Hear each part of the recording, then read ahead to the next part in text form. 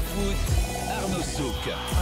22h48 dans l'after sur RMC, à la radio, sur BFM Sport, à la télé. Vous voyez le nouveau décor, hein, si vous regardez la télé. Vous pouvez également le voir si vous écoutez la radio, parce que Daniel Riolo a posté quelques petites photos sur les réseaux sociaux. C'est pas mal ce petit décor avec des petites coupes. Il y a un footix même derrière toi, Daniel. Je sais pas si c'est un signe. Il y a nos photos quand on était jeune. Ah oui, quand t'étais jeune, ouais. Il y a un footix. Alors, il y a un bisounours là derrière Jonathan. Il y a mon petit bisounours. On nous dit sur l'hashtag RMC Live, ça manque d'une chicha. Une petite chicha là, sur l'étagère. Il faudrait quelques phrases célèbres également. Mais attends, mais il paraît qu'il y a une chicha derrière moi. Tout peut être ajouté. Eh oui, on a eu. Je l'avais même pas vu. Extraordinaire. On l'a pris pour une coupe. Non.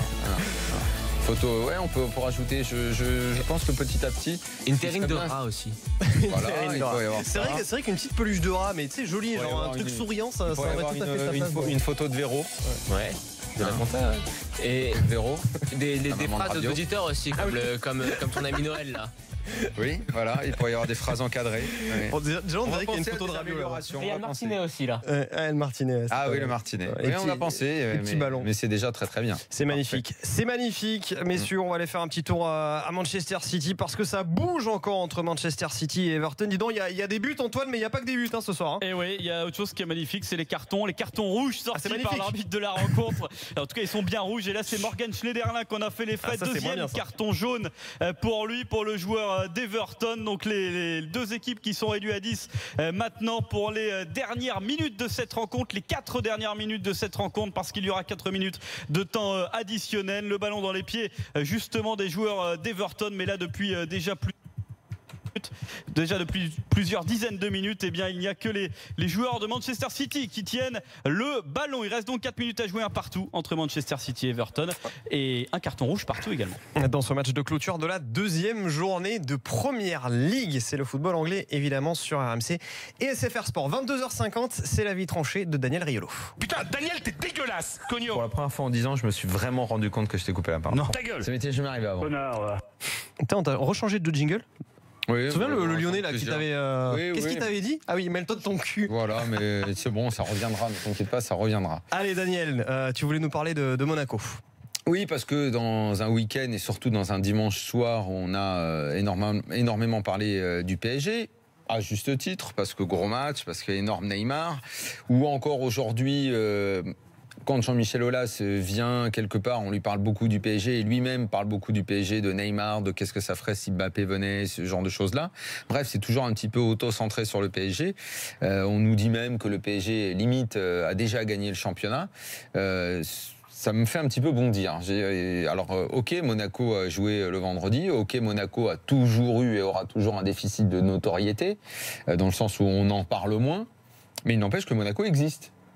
Que Monaco est un très beau club, qui joue bien au foot, avec des super joueurs, un club qui travaille bien, qui va peut-être récupérer une énorme somme d'argent en vendant Mbappé, un club qui en a déjà gagné beaucoup d'argent en vendant Bernardo Silva, qui est sur la pelouse, là, à l'Etihad Stadium en ce moment, Benjamin Mendy qui lui n'y est pas, mais qui y sera, qui va donc pouvoir se servir de cet argent pour éventuellement acheter de nouveaux joueurs, et qui déjà sur le papier, moi je trouve, a une très très belle équipe, et une équipe qui, au classement, pardonnez-moi, mais a 9 points. Comme le PSG, a gagné ses 3 matchs, va jouer l'OM dimanche soir dans un choc qu'on va tous regarder. Et je ne vois pas pourquoi d'un coup on aurait quasiment presque oublié que Monaco sera un concurrent au PSG toute la saison, avec ou sans Mbappé. Que ça ne changera rien, parce que si Mbappé vient au PSG, le foot, ça ne se joue toujours qu'à 11. Et jusqu'à preuve du contraire, rien ne nous démontre qu'un tel est meilleur qu'un tel, et des bons joueurs, il y en avait déjà partout. Et puis le PSG, tu ne l'affrontes que 2 fois dans la saison. Donc tu peux être dans la course jusqu'au bout, mais on n'en est même pas là. On n'en est même pas à considérer que le PSG va battre 2 fois Monaco, ce qui est encore loin d'être fait. L'année dernière, en championnat, en tout cas en championnat, il ne l'a pas battu une seule fois. Il l'a battu en Coupe de la Ligue. Donc qu'on parle du PSG, que ça fasse toujours plus vendre, oui. Que ça fasse plus d'audience à la télé, oui. Paris, Monaco sont des clubs, Paris, Marseille sont des clubs à part. Mais j'avais envie ce soir de dire que Monaco joue très bien. Monaco est une très belle équipe. La star de Monaco, on oublie, mais la star de Monaco, il s'appelle Radamel Falcao. C'est un attaquant extraordinaire dont on parle peu. Alors oui, Neymar est spectaculaire, fantastique. Peu critiquable lui aussi. Mais Falcao, C'est un joueur qui a eu un trou dans sa carrière, un peu indépendant de sa volonté, qui a été une grande blessure, un mauvais choix de carrière.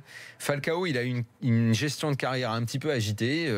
On se souvient du téléphone sur la pelouse de Louis II, je vais me barrer, je reviens, je me blesse. Bref, il y a eu un trou. Et toi, tu t'en souviens très bien, parce qu'à l'époque, j'en parlais, on adorait ce joueur. Mais Falcao de l'Atlético. Même de River. Hein. C'est un joueur fantastique. Et là, il est vraiment en train de retrouver toutes ses qualités, Falcao. Ouais. Vraiment, moi, Tu le vois sur le but qu'il met à Metz vendredi. J'ai même douté, vu la gravité de sa blessure, que Falcao un jour redevienne le Falcao aux cheveux longs là, qui était fantastique. Mais là, j'ai le sentiment qu'il est peut-être. Il y avait quoi, c'est 3 fois les croisés. Hein. C'est lourd, quoi. Donc vraiment, je me suis dit merde, on l'a perdu. River. Voilà. Et il est là et il joue super bien. Et Falcao, c'est une vraie star dans notre championnat. Et je trouve qu'on n'en parle pas assez de ce joueur que moi j'ai toujours personnellement. Il faudra toujours le ménager quand même, hein, parce que attention, c'est un. J'adore ce joueur. Et il y a pas que lui dans cette équipe-là. Lemar est encore là. J'aime beaucoup Glick derrière qui fait toujours Glick Jemerson d'ailleurs. Tielemans, on va découvrir. Pas toujours titulaire, mais très bon. Donc voilà, Monaco existe, Monaco c'est costaud. Et un dernier point pour dire qu'il y a quand même un super entraîneur à la tête de cette équipe qui s'appelle Leonardo Jardim, qui depuis qu'il est arrivé a tout vécu. Des gros joueurs, on te les enlève, on te les remet, on t'en vend, on t'en redonne, on te donne une équipe. Et lui à la fin, ce qui ressort, c'est principalement des victoires.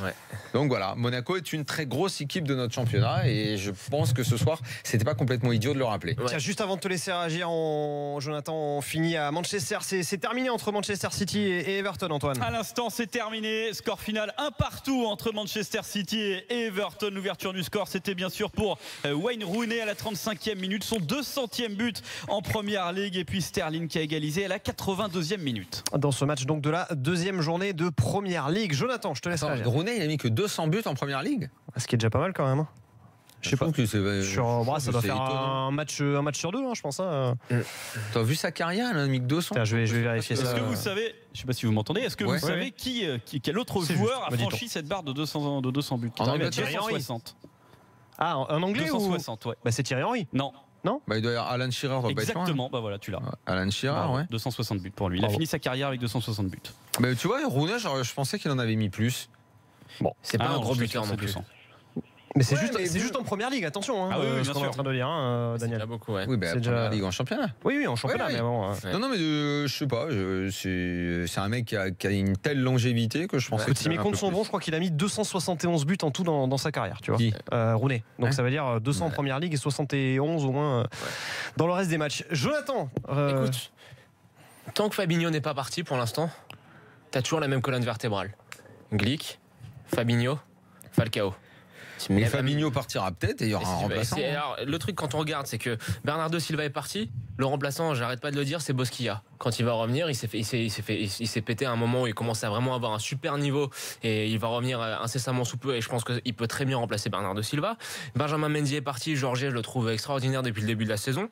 Bakayoko est parti. Écoute, t'as quand même Moutinho qui peut faire la maille et Tielemans qui est là et qui peut justement prendre la place de Moutinho sur le banc. Et puis Mbappé, écoute, Diakaby, je le trouve pas mal sur ce qu'il a montré. Donc en fait, quand on regarde sur le match à Dijon là, je l'ai trouvé très bon. Ça n'a pas la même qualité de joueur, on est d'accord. On est d'accord. Moyen. Mais c'est quand même un joueur.